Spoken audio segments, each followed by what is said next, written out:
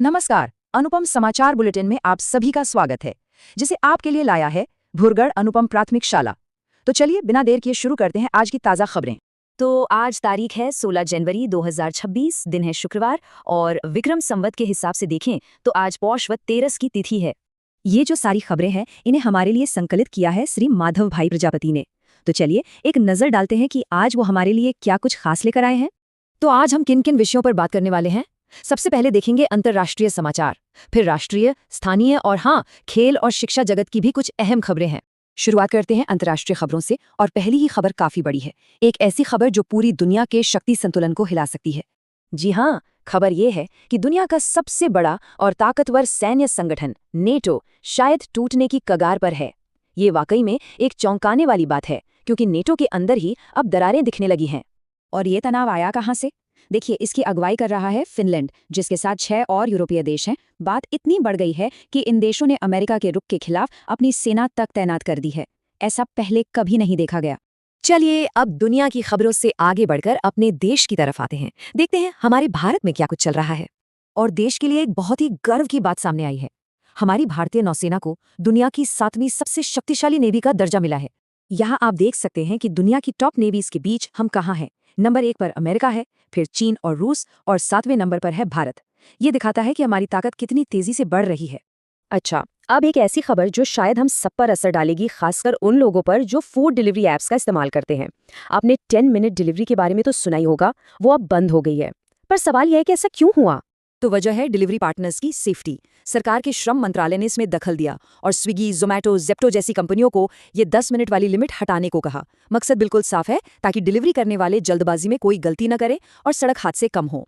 इसके अलावा देश की सुरक्षा से जुड़ी कुछ अहम नियुक्तियां भी हुई हैं। केंद्र सरकार ने सीमा सुरक्षा बल यानी बीएसएफ और भारत तिब्बत सीमा पुलिस यानी आईटीबीपी दोनों के लिए नए प्रमुख नियुक्त किए हैं। अब बीएसएफ की कमान संभालेंगे प्रवीण कुमार और आईटीबीपी का नेतृत्व करेंगे शिशिरजीत सिंह कपूर। चलिए अब राष्ट्रीय खबरों से थोड़ा और जूम इन करते हैं और चलते हैं स्थानीय समाचारों की ओर।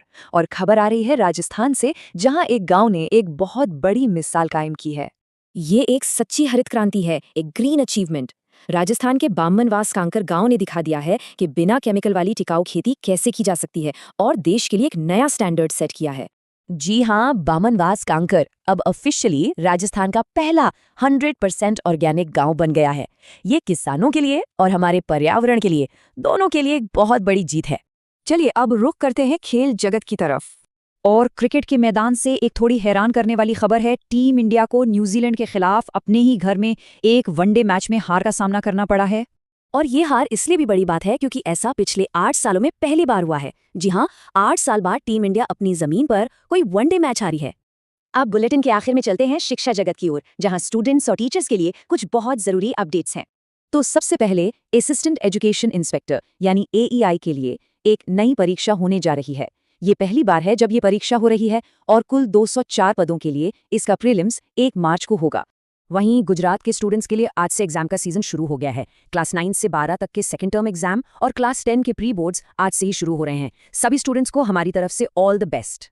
और एक बहुत ही ऐतिहासिक सिफारिश की गई है। बात हो रही है 11वीं और 12वीं के सिलेबस को नीट और जेईई मेन एग्जाम्स के सिलेबस के साथ एक जैसा करने की। ये एक बहुत बड़ा कदम हो सकता है।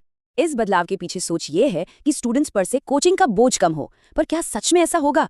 क्या इससे कोचिंग क्लासेस और डमी स्कूलों पर जो निर्भरता है वो कम हो पाएगी? ये एक बड़ा सवाल है।